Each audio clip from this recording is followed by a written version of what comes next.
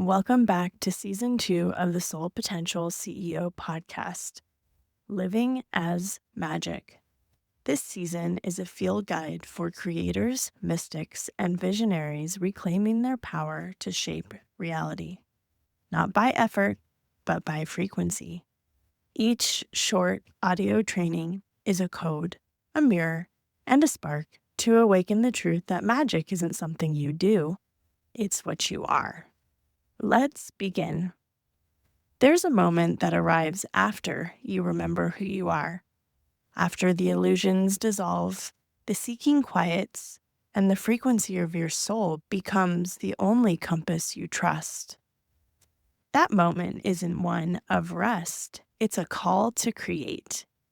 Not because we need to produce, and not to perform, but to express in such pure resonance with your being that your life becomes the altar. This is the threshold into what we might call a renaissance of expression, not as a cultural trend, but as a soul imperative. This is the art of sacred return.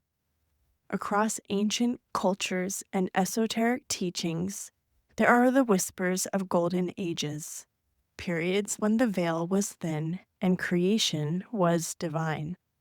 In Egypt, temples were not just architecture.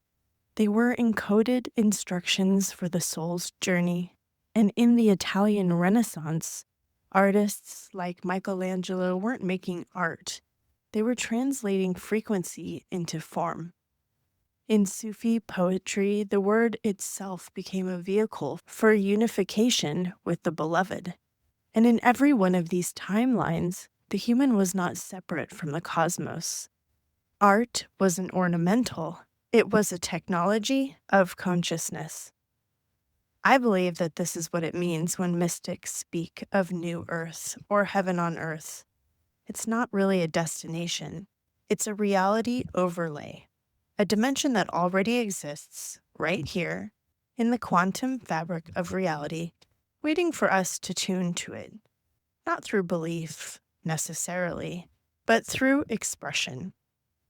The science of creation. From a scientific lens, we know that attention directs energy. The observer effect proves that your consciousness shapes the outcome of any system. Your voice, your movement, your design. Each one is a frequency marker, a time stamp on the quantum field. But what does art do? Because I believe that art is more than poetic expression. It is actually a stabilizer of frequency. To exalt beauty is to etch harmony into the grid. To create from love is to cast vibrational architecture into the field. In true golden ages, architecture was built to mirror sacred geometry. Music followed planetary mathematics. Stories transmitted cosmic truth. Clothing, ritual, and movement all carried codes. And in every prophecy, every wisdom path, there's always a moment of that return to the holy other. The part of you that knows how to praise life, how to pray with life, how to rejoice on a cellular level. If all art and music is channeled from the soul, then our expression as artists of reality, creating from what we know to be true, is the greatest gift that we can give ourselves and others. This is the part of us that still remembers, the part of us that knows how to listen, the part of us that walks with reverence in a world addicted to forgetting.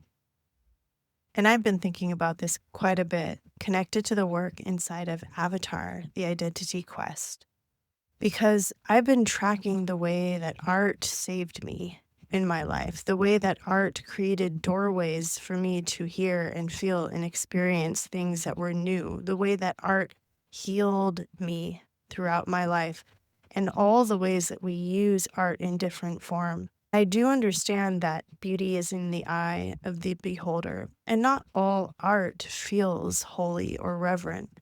But I'm thinking about here, what is the soul's responsibility in this conversation? Because I believe that this is where that responsibility sharpens. because I'm not sure that you can create true beauty from distortion. And I'm also not sure that you can build resonance from resentment. So perhaps the artist of the future must also be a steward of their frequency, not to create in pursuit of perfection, but to create from pure presence.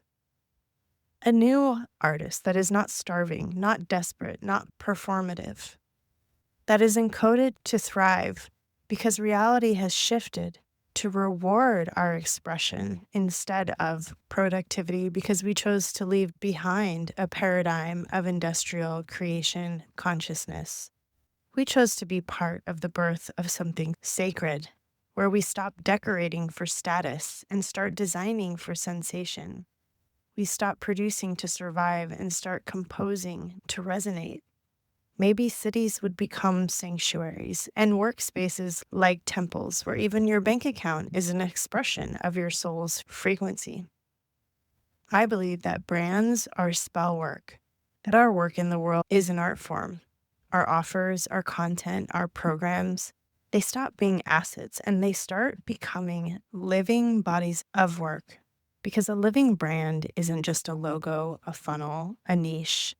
It's a vibrational artifact, a place where our soul leaves imprints in the matrix. It speaks to those who are coded to receive it. And this is also how I believe that living as magic reshapes the economy. Our businesses become more conscious. They end up becoming frequency instruments.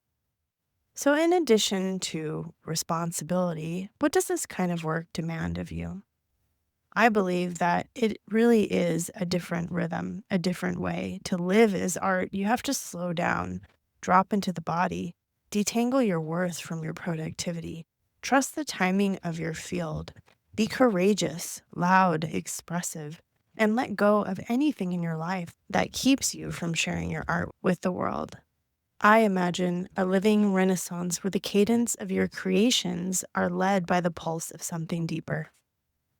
And I also believe that a renaissance of living art is an invitation to return to a reality where your presence is the art.